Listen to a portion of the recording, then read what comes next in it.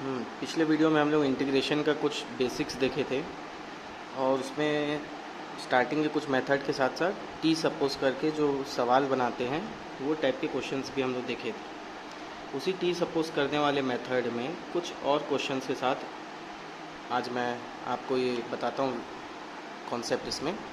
ठीक है, जैसे कि मान लीजिए कहीं पे आपके पास सवाल है कि sine x upon sine x plus alpha integrate करना है इसको। Sine x upon sine x plus alpha, तो बोले सर इसका इंटीग्रेशन में क्या ऐसा खास है, क्यों इसमें टी लेना है, कैसे पता चलेगा। तो देखो बच्चों, जब ऊपर में ऐसे प्लस में चीज़ें रहती है और नीचे कुछ नंबर रहता है तो इसको सेपरेट करना आसान है, हम ऐसे सेपरेट कर सकते हैं। मगर ऊपर में नंबर रहे ऐसा तो हम इसको ऐसा सेपरेट नहीं कर सकते, पॉसिबल नहीं है। तो इसको सेपरेट करना पॉसिबल है नहीं, कुछ ना कुछ तो उपाय लगाना पड़ेगा। तो ये स्पेशल सवाल है, इसमें कैसे आपको हैंडल करना है। जैसे कि ये जो नीचे में x प्लस अल्फ़ा आपको नज़र आ रहा है, तो x plus alpha equal to t ले लेता हूँ। तो x का डिफ्रेंसिएशन क्या हो जाएगा 1, अल्फ़ा का डिफ्रेंसिएशन 0 और इसका dt बाई dx, तो 1 dx is equal to dt। अब देखिए बच्चों, dx की जगह पे क्या आ जाएगा, dt आ जाएगा सपोज़। अब जैसी dt यहाँ पे आ चुका है तो मैंने आपको बताया था कि जैसी dt यहाँ पे आ जाएगा तो x का कोई टर्म नज़र नहीं आना चाहिए। तो पहले नीचे देख लो, साइन x प्लस अल्फ़ा की वैल्यू क्या है t, तो साइन t हो जाएगा। ये ऊपर साइन x है, x नहीं लिख सकता मैं, तो यहाँ से x की वैल्यू अगर मैं निकालना चाहूँ तो x की वैल्यू t माइनस अल्फ़ा, तो x की वैल्यू क्या हो जाएगी t माइनस अल्फ़ा, ऐसा कुछ हो जाएगा बच्चों। यानी लिखना चाहूँ अगर मैं तो sine T minus alpha upon sine t d t, ऐसा कुछ ऐसा कुछ। अब देखिए ऊपर में 11th क्लास का ये फॉर्मूला तो आप जानते हो, sine A cos B minus sine B cos A upon में क्या साइन टी।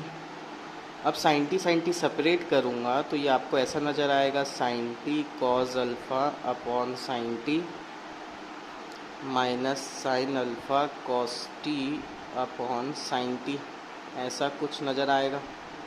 तो यहाँ से साइन टी कट गया, ये सबके बाहर में क्या लगा हुआ है डी टी, वो तो आप जानते हैं सजावट है, वो आप लगा लेंगे डी टी। ये हो जाएगा कॉट, ये देखो कॉस अल्फ़ा है, टी के रेस्पेक्ट में इंटीग्रेट कर रहे हैं तो कॉस अल्फ़ा तो कांस्टेंट है वो बाहर, 1 D T minus sine alpha constant है बाहर, ये हो जाएगा कॉट टी डी टी, ऐसा कुछ हो जाएगा। पब्लिक ध्यान से देखो, ऐसा कुछ हो जाएगा। अब ध्यान से देखना, कॉस अल्फ़ा 1 का इंटीग्रेशन कितना हो जाएगा t minus sine alpha cot t का इंटीग्रेशन आपको मैंने पेज नंबर पिछले वीडियो में बताया था। तो कॉट टी का इंटीग्रेशन होता है लॉग साइन टी प्लस सी।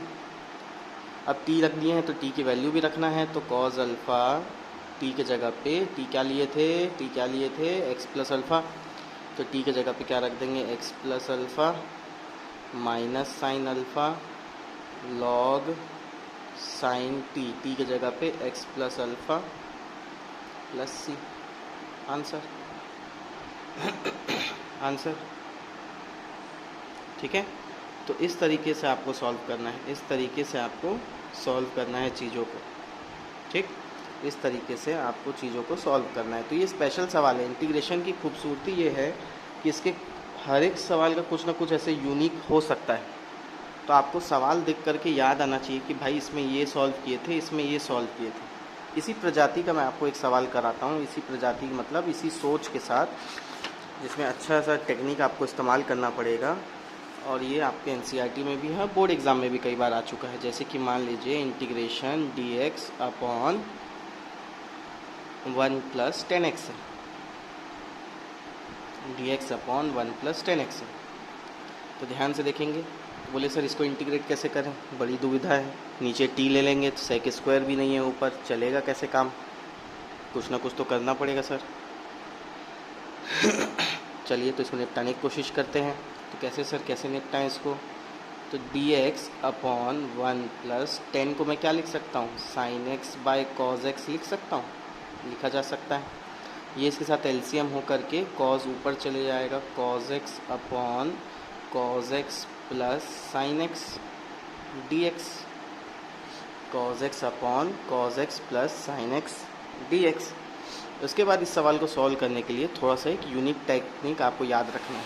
आपको क्या करना है, 2 से मल्टीप्लाई और 2 से डिवाइड करना है।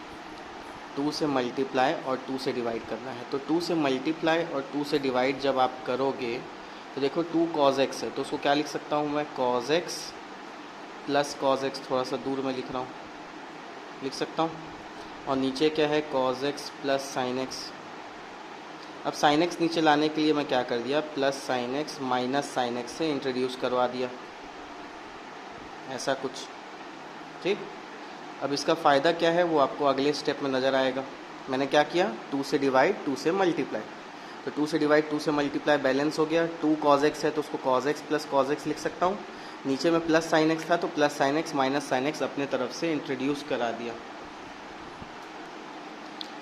तो ये बैलेंस हो गया। अब देखिए ध्यान से, अब इसमें मैं अगर सेपरेट करूँ टर्म को तो ध्यान से देखना, तो cos x plus sine x upon cos x plus sine x ऐसा हुआ, प्लस ये cos x minus sine x upon cos x plus sine x D x ऐसा कुछ। फ़ायदा देखिएगा आप इस स्टेप का, कॉज एक्स ये वाला पूरा कट गया कितना हो गया, ये 1 हो गया। और ध्यान से देखिए इस वाले में अगर आप नीचे वाले को टी लोगे, cos x plus sine x को अगर आपने टी लिया तो कॉज एक्स का डिफ्रेंसिएशन माइनस साइन एक्स का कॉज एक्स, यहाँ से डी एक्स आया बाजू से डी टी। ठीक है, तो ये ऊपर में सेम चीज़ नज़र आ रहा है, देखो minus sine x plus cos x D x. तो इसको कैसे लिख सकता हूँ, 1/2 integration 1 D x plus integration 1/t dt। ठीक, तो इसका आंसर क्या हो जाएगा, 1/2, 1 का इंटीग्रेशन कितना हो जाएगा x, 1/t का कितना हो जाएगा log t, ऐसा प्लस c। फिर आगे कैसा हो जाएगा सर, तो 1/2 x प्लस log t की वैल्यू आप डाल देंगे, log रहता है तो मॉड लगता है उसमें, cos x plus sine x plus c answer. यानी जो टी पैटर्न के सवाल हैं उसमें कुछ कुछ यूनिक टाइप के सवाल भी हैं जिसको स्पेसिफिकली उसी मेथड से किया जाता है, उसी मेथड से इसके आंसर आएंगे। ठीक है, तो आपको ये सवाल सब की प्रैक्टिस रखनी है। और जैसे जैसे आपको बोलेंगे सर याद कैसे रहेगा, तो जितना आप प्रैक्टिस करोगे उतना आपको याद रहेगा, जितना आप प्रैक्टिस करोगे उतना आपको याद रहेगा। ठीक, जैसे कि एक और सवाल आपको दिखा देता हूँ जो कि बार बार एग्ज़ाम में आता है। एक और सवाल के दर्शन आपको मैं करा देता हूँ।